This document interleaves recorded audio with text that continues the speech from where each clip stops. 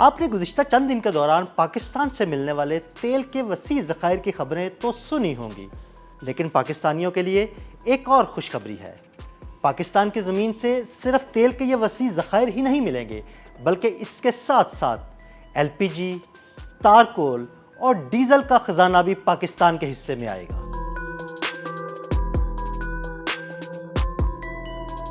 یہ کہانی ہے پاکستانی زمین کی گہرائیوں میں چھپی ایک ایسی دولت کی جو پاکستانی معیشت، ٹیکنالوجی اور سفارتکاری سب کچھ بدل کر رکھ دے گی۔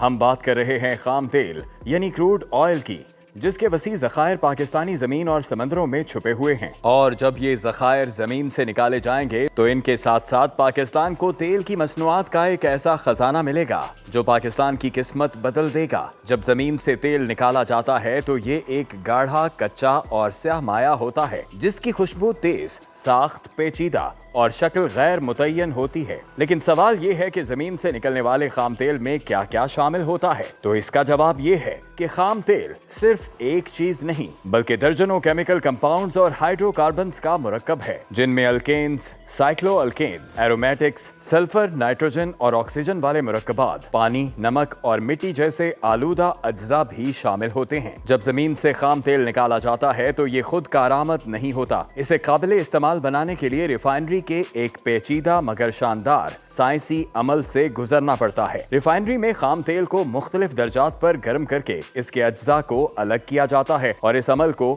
فریکشنل ڈسٹیلیشن کہتے ہیں۔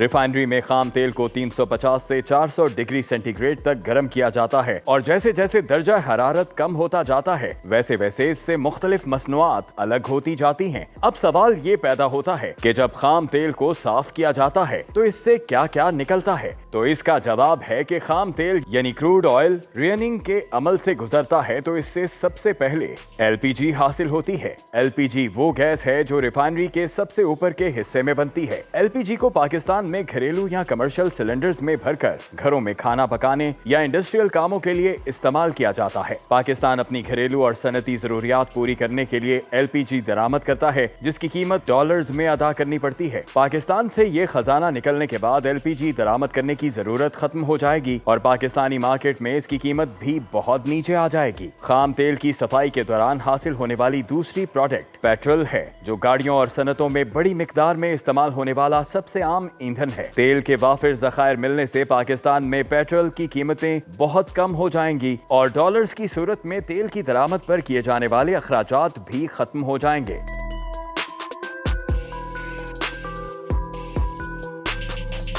ریفائنری کے عمل میں پیٹرول کے بعد نیفتھا نامی مادہ حاصل ہوتا ہے جو پیٹرولیم مصنوعات بنانے اور کیمیکل انڈسٹری میں خام مال کے طور پر استعمال ہوتا ہے۔ اس کے بعد باری آتی ہے کیروسین آئل یا مٹی کے تیل کی، جو جیٹ انجنوں، لیمپوں اور دیہی علاقوں میں ایندھن کے طور پر استعمال کیا جاتا ہے۔ یعنی پاکستان سے ملنے والے تیل کے ذخائر سے پاکستان کی کیروسین آئل کی ضروریات بھی پورا ہونا شروع ہو جائیں گی۔ پھر باری آتی ہے ڈیزل کی۔ ڈیزل ٹرکوں، بسوں اور بھاری مشینری میں استعمال ہونے والا ایک طاقتور ایندھن ہے۔ خام تیل سے ڈیزل کی پیداوار پاکستان کے لیے بہت فائدہ مند ثابت ہوگی، جو پاکستان کے ٹرانسپورٹ کے شعبے میں انقلاب برپا کر دے گی۔ اب باری آتی ہے فرنس آئل کی۔ خام تیل کی صفائی سے حاصل ہونے والا یہ ایندھن صنعتی بوائلرز، ہیٹنگ سسٹمز، جہازوں اور دیگر بھاری مشینوں میں استعمال ہوتا ہے۔ بجلی بنانے والے کارخانے یعنی تھرمل پاور پلانٹس میں بھی یہی ایندھن استعمال کیا جاتا ہے۔ لوبریکنٹس یعنی موٹر آئل، مشین آئل اور دیگر چکناہٹ دینے والی مصنوعات بھی خام تیل کی ریفائننگ کے بعد حاصل ہونے والی ایک پروڈکٹ ہے۔